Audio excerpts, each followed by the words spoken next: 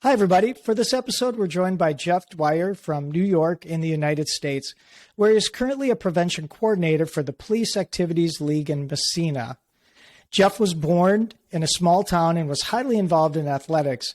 But in 1999, he decided that since he wasn't going to graduate from high school on time, he moved to California to find his purpose. But it wasn't until 2003 that he found it by joining the Air Force. That triggered the start of many adventures and living in countries around the world. And through it all, regardless of where he was in life, he always found time to engage with young people through sports.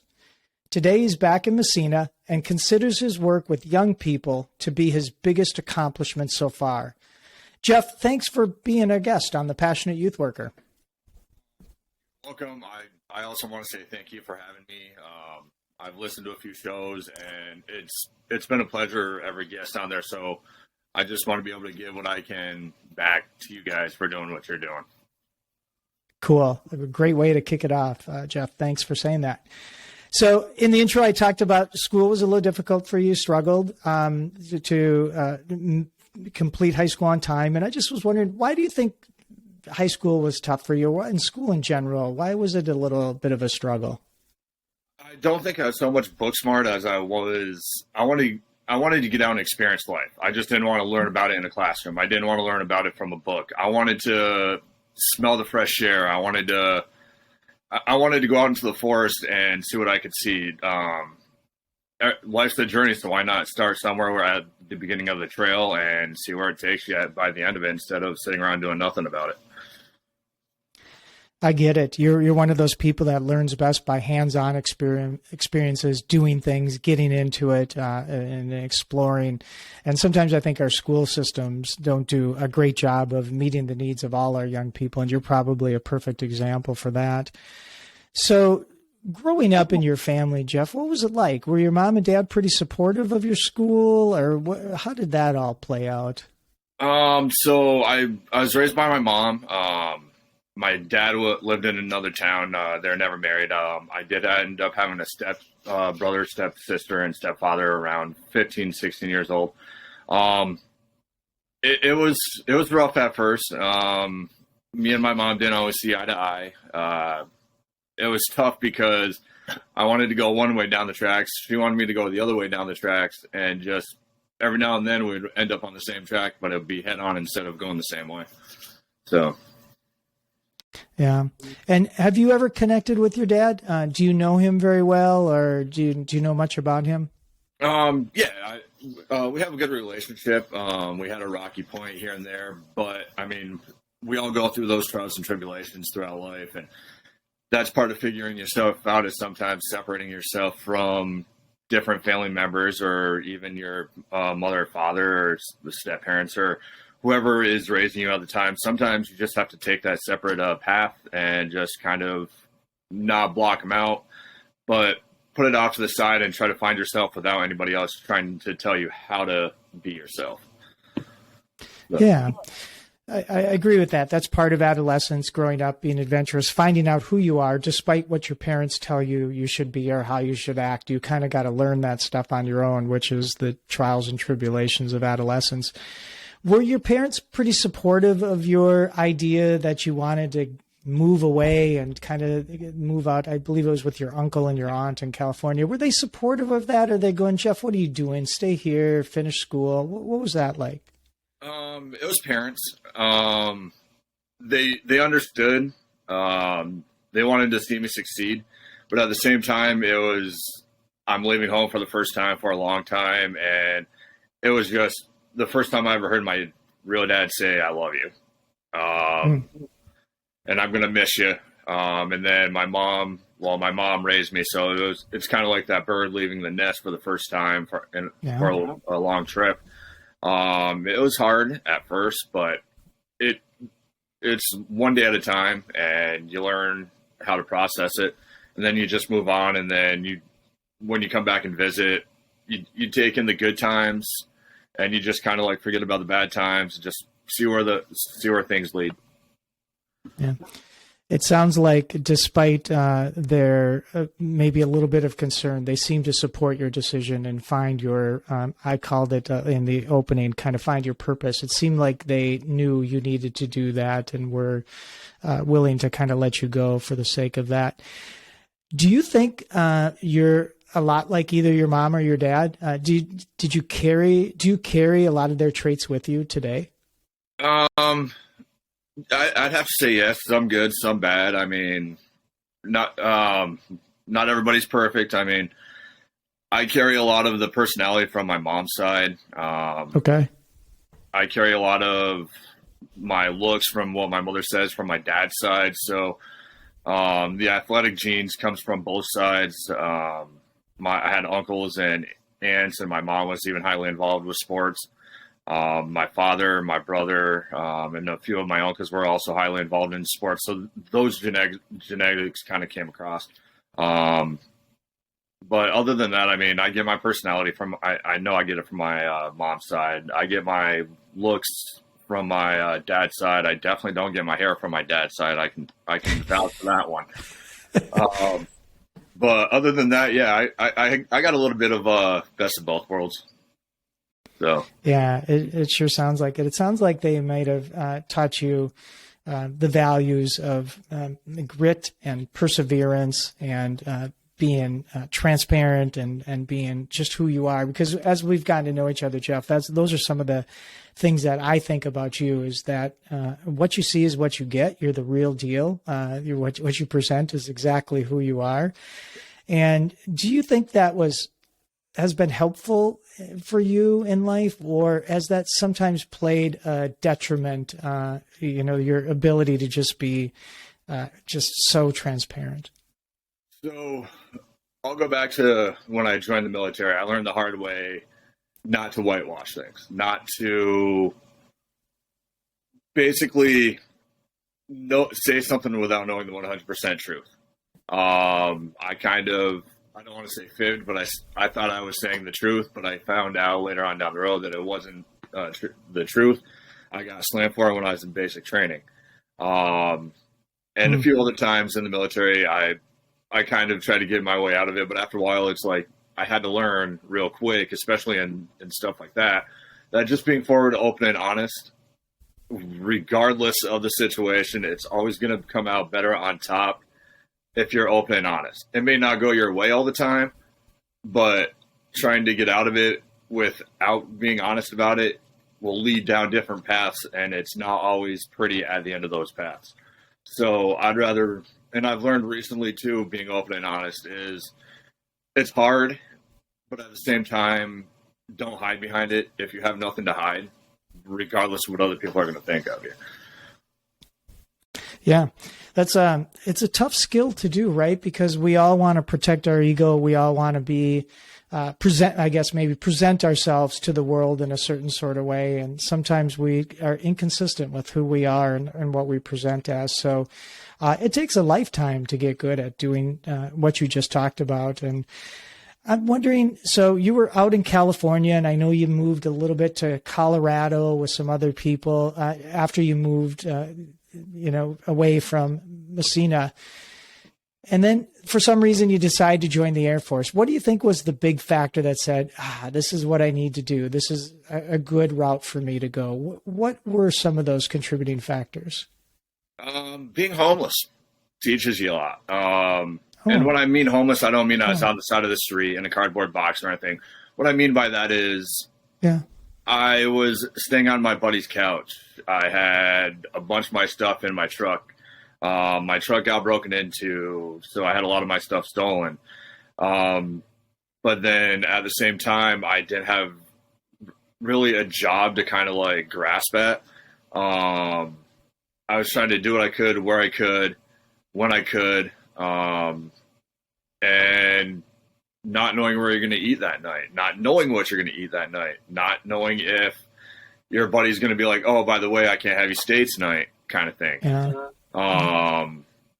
And I'm thinking to myself, what would give me a roof over my head, 3 meals a day, an honest paycheck? And I'm like, military. Then I broke it down. What military branch do I want to go into?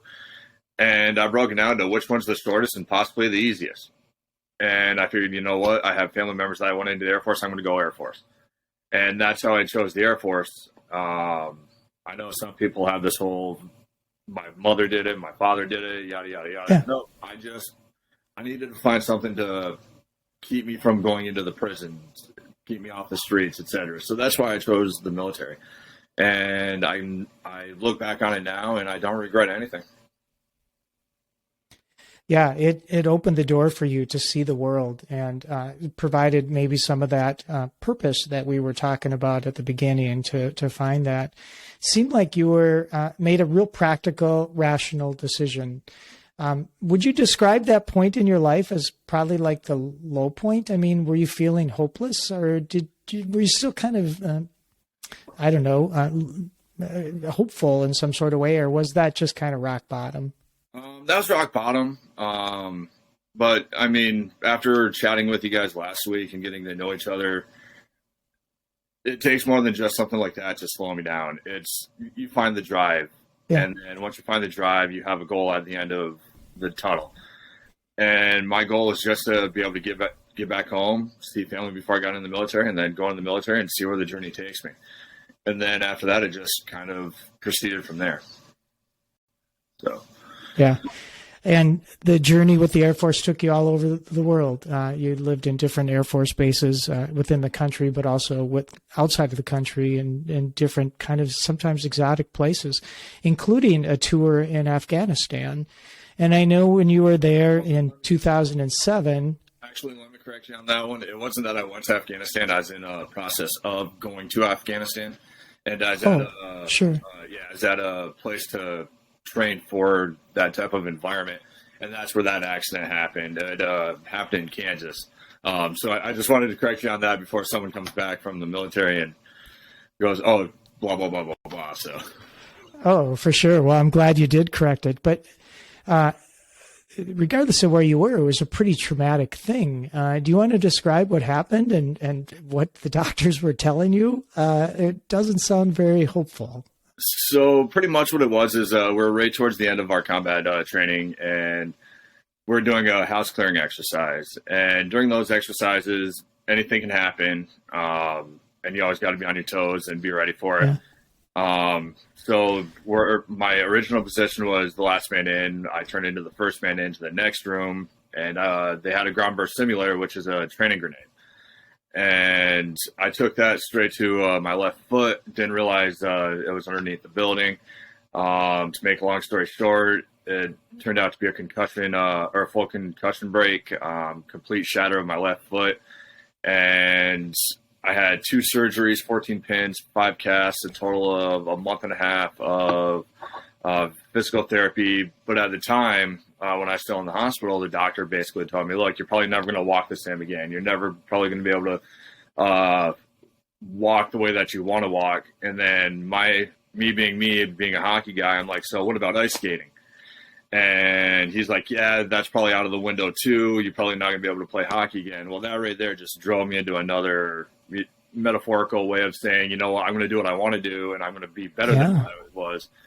And 6.5 months down the road, after everything happened, I started playing ice hockey again, and we had a tournament within the military, and I played for a couple of the Air Force Base teams and got 2 shutouts in a row. It was either the teams weren't that good, or I was just on fire and trying to say, you know what, you can't tell me I'm not ever going to play hockey again. So, yeah. Yeah, that's quite a story that the doctors were saying you probably wouldn't be able to walk or play athletics again. And here you are 6 months later playing goalie and getting a shutout game. That's quite a story. It really speaks to your character, Jeff, about ignoring some of the conventional wisdom in life and what people tell you, and just setting your own course and setting your own path and going out and getting it. Seems like you've been doing that your whole life. What do you think being in the Air Force taught you? You went in there for a practical reason, but it seems like you came out with much more of a deeper lesson. What did it teach you to be involved in the Air Force? It brought out probably me being a lot more honest with people. Definitely my integrity. Like I said, it doesn't matter if you're wrong or right. Just be true to yourself and true to others, and whatever happens, happens.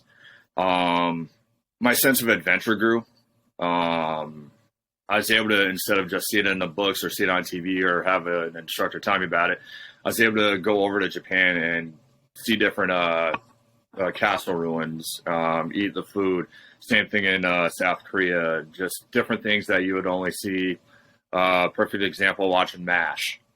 I mean, just different things that you would think about watching MASH and what they did.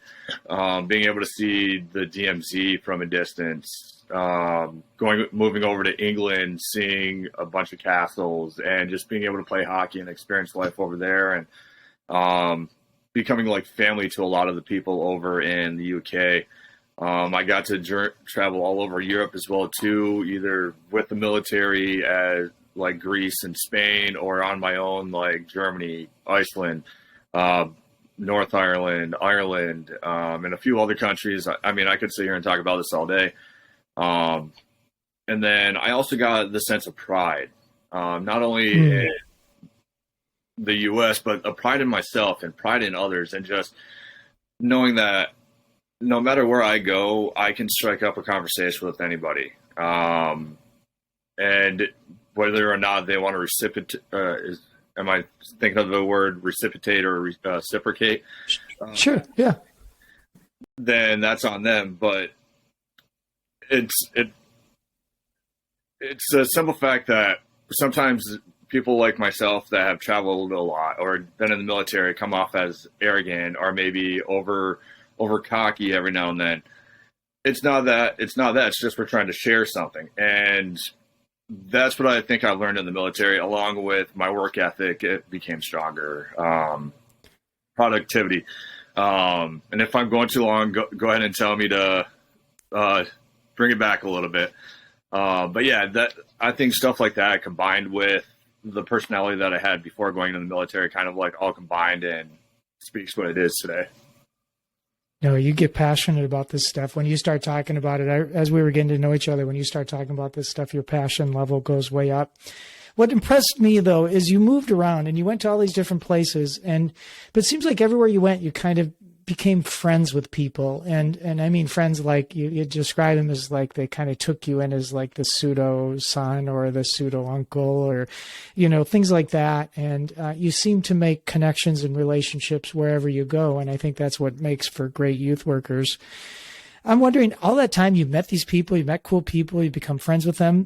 What do you think the biggest compliment anybody ever gave you was? And can you think back to somebody that just said something nice about you and you went, yeah, that's it. That feels good.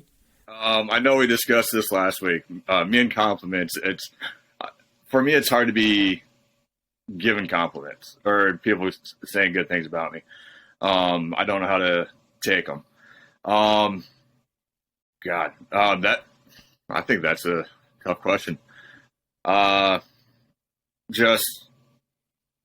Actually, you know what? I do remember. One of the moms told me one time, she's a British mom, and I became really close with her daughter through the semi-pro hockey team where she was the physio or physical therapist for the team to kind of like help loosen them up. Okay. And her mom sat me down right before I moved away and separated from the military. And she goes, Jeff, I remember when so-and-so became part of the team, another American, and then you became part of the team, and I wasn't too fond of Americans. And you two came along, and when it came to away trips, I was kind of iffy on letting my daughter go. Even though she's an adult, I was still kind of iffy. But the more you and her bonded, the more you bonded with our family and the players in the team. Every time she got on that bus and I knew that you were going on that bus trip, I had nothing to worry about. You were that person that I knew that she's going to be okay because you're on the bus.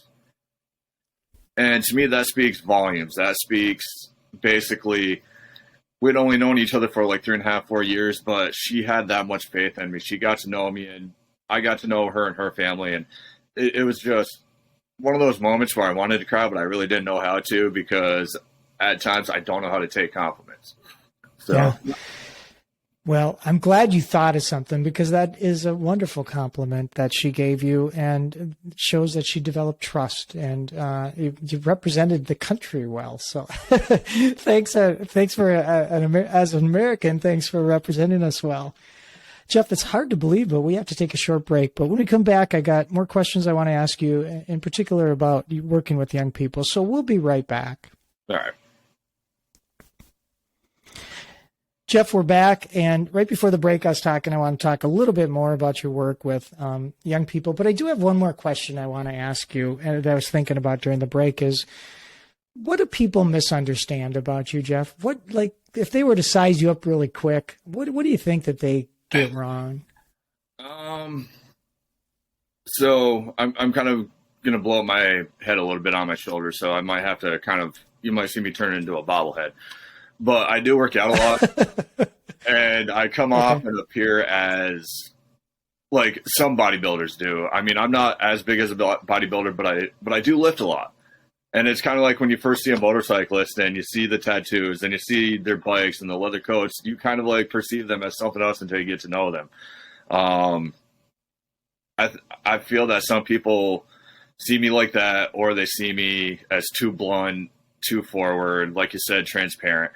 And which scares people off sometimes. But I think those are two of the things that people see me as before they get to know me. And once they get to know me, they understand my sense of humor. They understand why I'm so forward and blunt and transparent. And that when they tell me that I'm kind of big, I'm like, no, I just take a needle every day and I take the bicycle pump and I pump them up just to make sure I look good before I go out of the house. So, yeah. Well, that is something I think that we all do that, right? We cast stereotypes, and we've got these images of people that we have, and we kind of tend to shore people up right away. And sometimes that misperception is wrong. But when people get to know you, they realize you really are a caring person, and you really do want to do your best for young people every time you have a chance to do that. And sometimes we forget how important that is, and it doesn't matter what our first impressions are. We got to get past that and get to know people.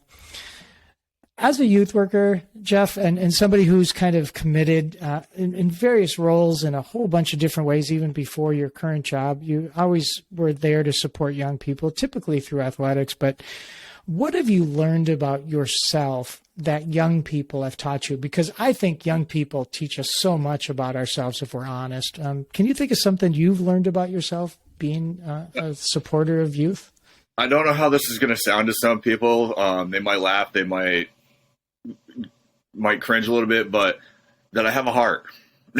Yeah, it's something that I struggle with sometimes, and it's kind of funny that you asked me that, because me and my mom and dad had this conversation the other night, and I told them I struggle with empathy, and I think the kids kind of broke through part of that barrier that helps me realize, yes, I do have empathy. I just don't know how to use it, when to use it, and where to use it. But I know that I have a little bit there for them, because when I get up and try to make speeches about them to people, or at the time with coaching, it's like I get to that point where I start to choke up, and I know that I'm about to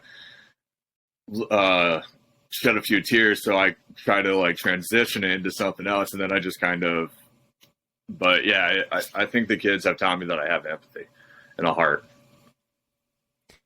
I think you have a lot of empathy, and I think it just doesn't show as much as it does for some people, but I think it's definitely there. And the way you describe it as having a heart, I think that's very true.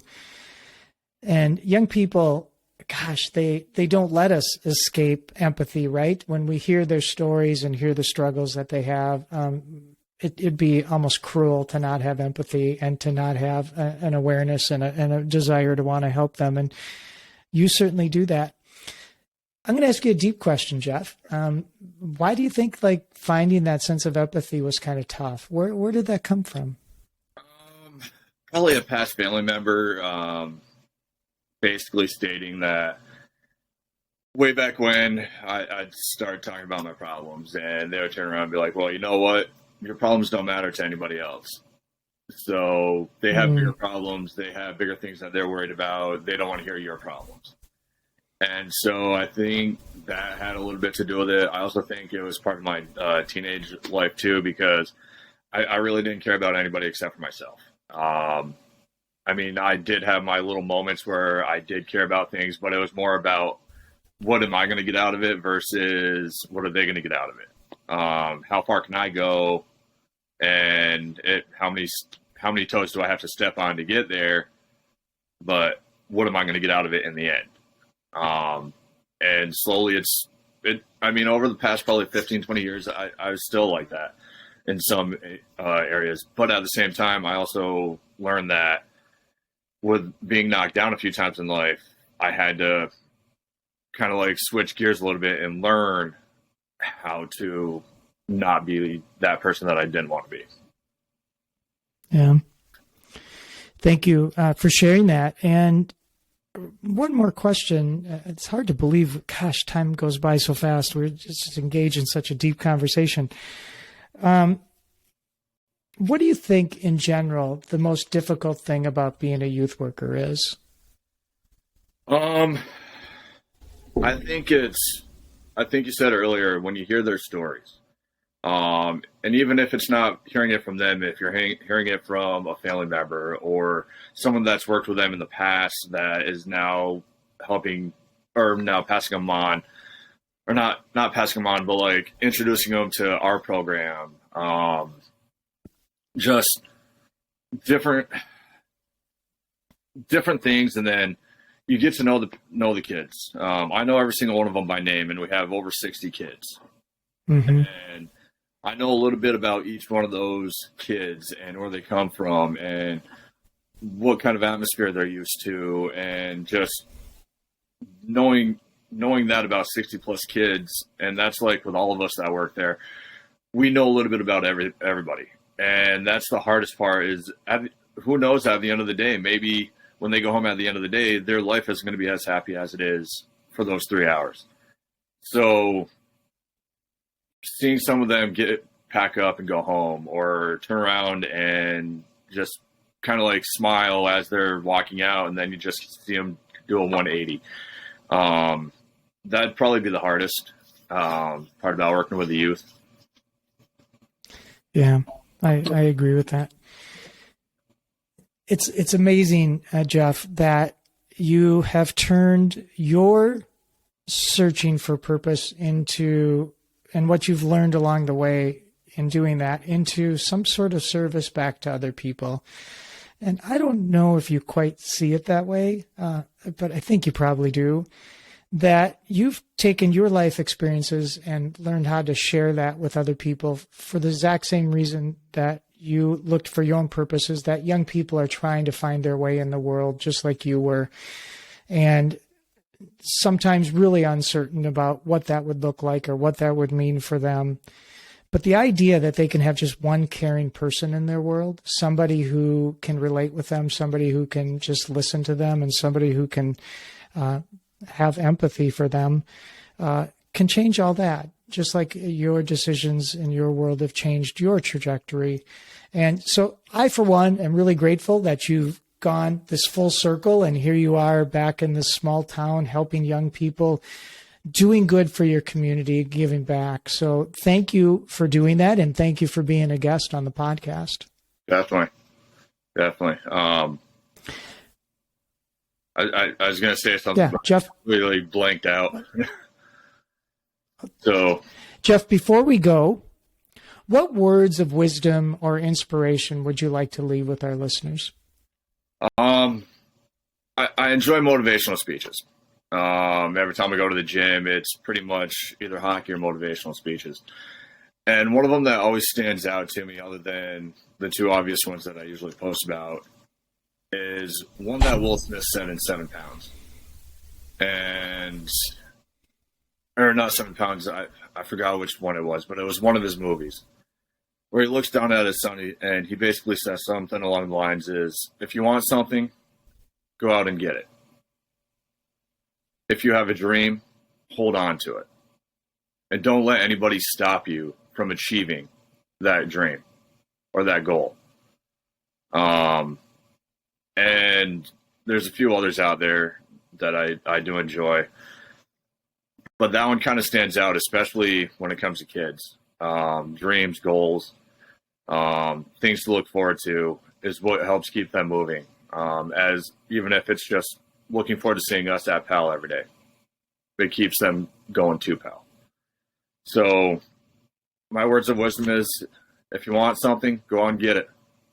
Don't be afraid, because failure isn't really failure unless if you let it stop you from getting what you really want.